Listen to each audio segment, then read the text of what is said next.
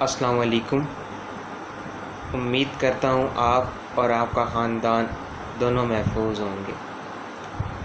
خواتین و حضرات، آج جس موضوع پر میں بات کرنے جا رہا ہوں وہ ہے تعلیم۔ جو تعلیم کی وجہ سے مشکلات آ رہی ہیں اسٹوڈنٹس کو، طالب علم کو، امیدواروں کو، اس معاملے پر کچھ تھوڑی سی میں بات کرنا چاہوں گا۔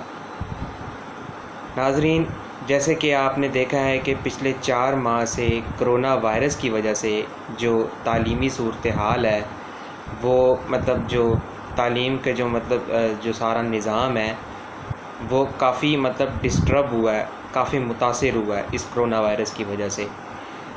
بہت سے لوگ، بہت سے جو اسٹوڈنٹس ہیں، امیدوار ہیں، وہ اپنے گھر میں بیٹھ گئے ہیں اور آن لائن کلاسز لیتے ہیں، اور ان کے لیے جو اسپیشل آن لائن کلاسز کا جو انتظام ہے وہ کیا گیا ہے، جس کے اندر جو اسٹوڈنٹ ہیں، جو طالب علم ہیں، ان کو بالکل بھی کوئی فائدہ نہیں ہو رہا۔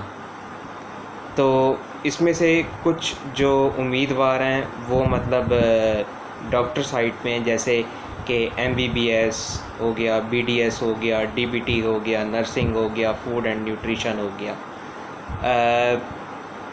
بات یہ ہے کہ پچھلے 4 ماہ سے پورے جو پنجاب، اوورآل پنجاب کی میں بات کر رہا ہوں، پنجاب گورنمنٹ کی میں بات کر رہا ہوں، جو صورتحال چل رہی ہے وہ یہ ہے کہ جو طالب علم ہے، جو امیدوار ہے، وہ اپنے حق کے لیے آواز تو اٹھاتا ہے کہ ہاں جی آن لائن کلاس بند کی جائے، ہمارے یہ ایشوز ہیں، ہم لوگ نہیں اچیو کر پا رہے ہیں آن لائن کلاسز پہ۔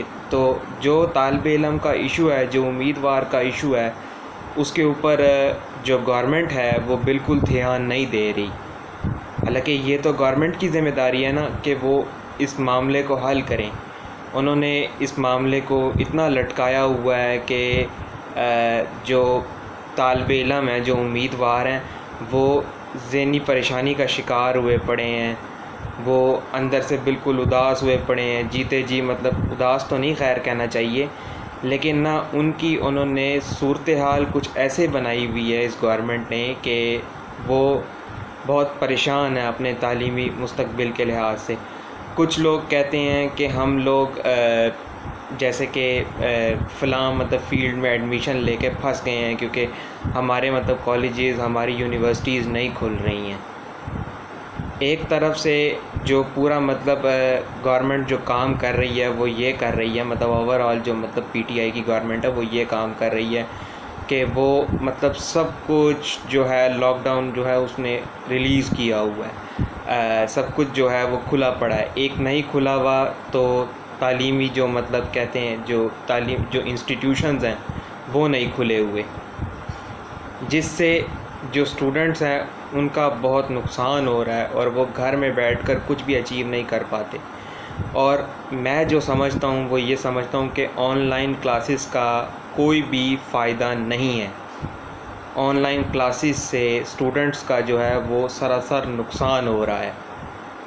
تو میں یہ کہنا چاہوں گا کہ خدا کے واسطے میں گورنمنٹ کو اسپیشلی یہ تاکید کرنا چاہوں گا کہ خدا کے واسطے کہ یہ اسٹوڈنٹس آپ کے بچے ہیں، آپ لوگوں نے ان کے مستقبل کا سوچنا ہے۔ خدا کا واسطہ ہے اب ادارے کھول دیجئے تاکہ اسٹوڈنٹ کے لیے مزید کوئی کمپلیکیشن نہ کریٹ ہو۔ آپ لوگوں نے ان کا بہتر سوچنا ہے۔ اور ایک بات یہ بھی ہے کہ جو بندہ خود اپنا بہتر نہیں سوچ سکتا اس کا کون کیا سوچے گا۔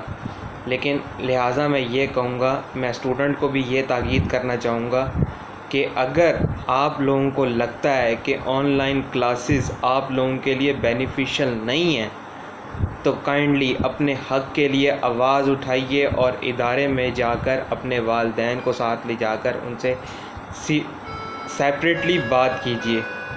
آپ لوگ خود ایک کمپین چلا سکتے ہیں، آپ لوگ مل کر ایک دوسرے کے ساتھ مل کر صلاح کر کے، مشورہ کر کے، اپنے والدین کو ملا کے آپ لوگ انسٹیٹیوشن میں جا کے بات کر سکتے ہیں کہ بھائی ہمارا نہیں ہو رہا گزارا اس آن لائن کلاسز پر۔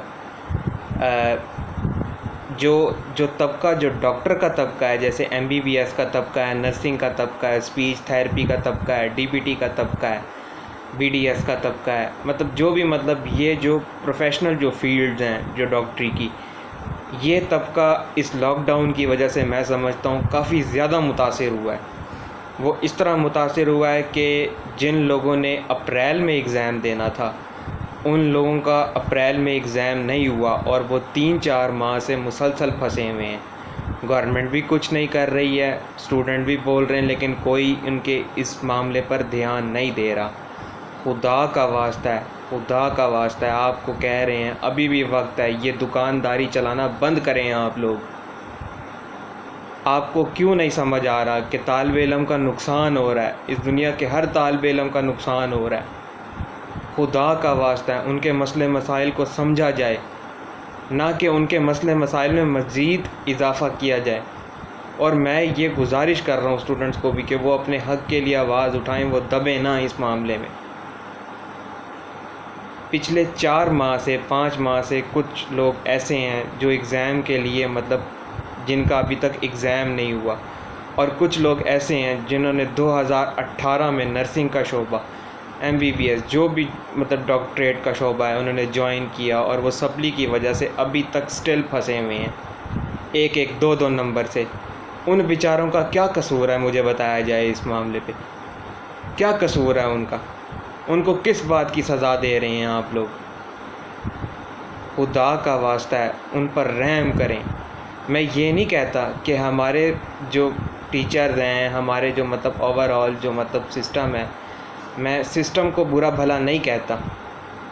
میں یقین مانیں جو ٹیچرز ہیں ہمارے لیے ایک بہت، میں ٹیچرز کو سمجھتا ہوں، جو ٹیچرز کے رائٹس، جو ہمارے رائٹس ہیں کہ ہمیں ٹیچرز کی رسپیکٹ کس طرح سے کرنی چاہیے، کس طرح سے ان کو اپنے آپ سے سیٹسفائیڈ رکھنا چاہیے، میں اس بات کو سمجھتا ہوں، لیکن خدا کا واسطہ ہے اس معاملے پر غور کیجئے۔